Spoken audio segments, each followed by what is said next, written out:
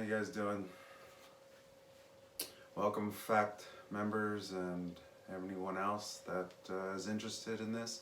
I wanted to put out this video for everyone, more so because we've kind of changed some things in the recent weeks about being at home, social distancing, and everything that's been involved with what's been going on. I wanted to talk a little bit about things we can do at home, and kind of more so the things that I've been doing at home for the past few years, in just kind of keeping down my costs, I guess I would say, and then also more so my time management, things I can do early in the morning, knocking things out, for my fitness, for my health, for my training. And we are a training group, and I wanted to pass on some information. So first of all, I want to say we have changed some things. I know those that have been coming out still or have been following us on our messenger page about what we should be doing at this time, because a lot of races have been canceled. We've tried to adjust the training, and the conversations that we were having last Wednesday night for our FACT group meeting was kind of like, how are we going to adjust, why are we adjusting, and what does that look like? In training in general, we're always adjusting, and because one of the most important components that we work off of is being consistent. In this time of being at home, we want to try to maintain that consistency. But also there's other components such as volume and duration and intensity. Because a lot of our goals have changed recently, those types of components need to also be adjusted. So for the ones that were training for events that were postponed, for most of them postponed, we're adjusting. We're backing off a little bit, shortening the duration, shortening the volume, but keeping the intensity, because as we do in our taper, when we're getting ready for our events, we don't want to drop all those components, because if we do, then our body reacts in a negative way by detraining too quickly, which causes, it affects with our chemical balance in our mind, our brain, which affects our nervous system, and it works us all the way down, kind of in a negative way. We get lethargic physically. We start to think negatively about our training and all these types of things. That happens to all of us. So what we've done at FACT is just drop the duration and the volume, but brought up the intensity. We're working back on getting back to what we should be doing, which is our calisthenics for our muscle endurance, and working on some cardio, because the calisthenics do create a rise in heart rate. So one of the questions I did have last Wednesday night was, how much volume should we be running right now, since our event has changed or has been postponed, our goal? Well, the answer is usually, as we would be working down in a taper form for an event, we could use that same model. We usually drop, anywhere from 20 to 30% of our weekly volume down, and that affects the daily duration of a workout. I would recommend definitely doing this, because most of our training is more in line with fitness than it is with health. We combined, as physical educators, we combine this health and fitness. but they are separate. We don't really put them in the exact same column of category. And the reason why we do that, because fitness is taxing. It's an extreme tax to create a change. Health is maintaining our general overall health. Now, the fitness part can help the health part, but it isn't really where we are at. We're more at taxing our systems to create a change. And you all know what that feels like, especially having me as your coach. But I pride myself in being very careful with that. And again, this is why this video is happening now for you guys as an information piece. So, how much volume in that week? Well, let's say you were, let's give a round number of, let's say you were at 100 miles a week. And I know, don't get crazy and shocked with that amount, but some of you have achieved that goal. Well, that would be for an extreme change in our bodies to create a new stimulus of endurance and, you know, hemoglobin concentration, the types of things that happens when you are doing these types of volumes. So if you're at 100 and we wanted to cut down, you know, 40% maybe, I would say, so you would be at about 60 miles a week. Now, let's say you're at 60 miles a week, which is usually people who are in that higher percentile of volume, weekly volume. They would be, 60 miles would be a great place to be. Let's say in your training plan you're at 70 miles a week at your max volume, weekly volume, and then you would move that probably to maybe 60, you know, 60 miles, 50 miles is a good thing, but it's mostly how you feel. You don't want to drop too much to create that feeling of lethargic or the feeling of, you know, you're getting some acid showers of, you know, not feeling great because it's just too much of a drop.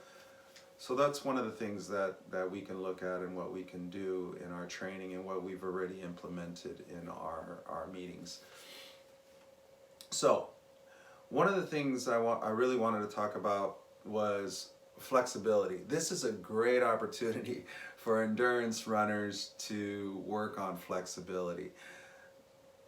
It's one of the main things that we neglect. Also with muscle endurance, one of the other things we do neglect. But flexibility is really what I want to talk about, because for at least the past 4 or 5 years, I've really been working on my flexibility through yoga. There's other ways to do it. We have the stretches that we perform after our workouts. And when I was more of a competitive athlete, my flexibility was much better. But as I've kind of transitioned into a different type of athlete, I was lacking something in my flexibility. And going to yoga and moving to yoga has really helped me to work on that, as what I wanted to say. So one of the videos that I use through YouTube is Leslie Fightmaster, and she has this program. She has a plethora of programs on her website. Her name is Leslie Fightmaster, and I use one of her classes, which is Yoga Fix 90 days to create a positive habit in yoga.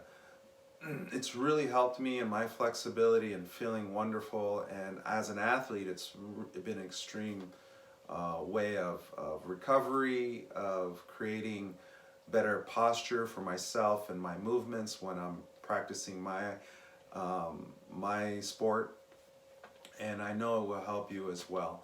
Some of the stretches that we do actually come from yoga, so it wouldn't be any new. So check that out. The other thing I wanted to talk about, well, the flexibility part is actually a component of our fitness. Now there's 5 components of our fitness. The first is endurance. So cardiovascular endurance, which is what we do. The second one is muscle strength, which is more so powerlifting, I guess. The more motor unit recruitment, the bigger the muscle bellies, which is kind of not what we do, but it's not something that we couldn't do in touching. We have this thing what we call as specificity. What exactly are you training for? And that's what you should be spending most of your time on. Not to say that you should never touch other components of fitness, but you want to make sure that you are specific in your training towards your goal. Specificity.